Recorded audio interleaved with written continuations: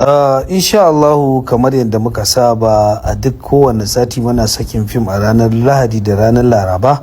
To waɗannan fina-finai da kuke gani ingantattu su ne fina-finan da insha Allahu za mu saki.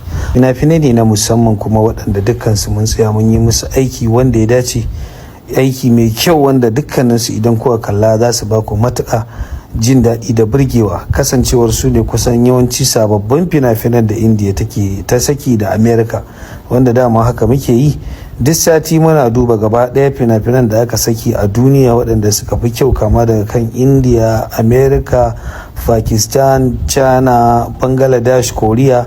Mu zaɓo waɗanda suka fi kyau sai mu fassara muku su da yaren Hausa mu kawo muku su. To waɗanda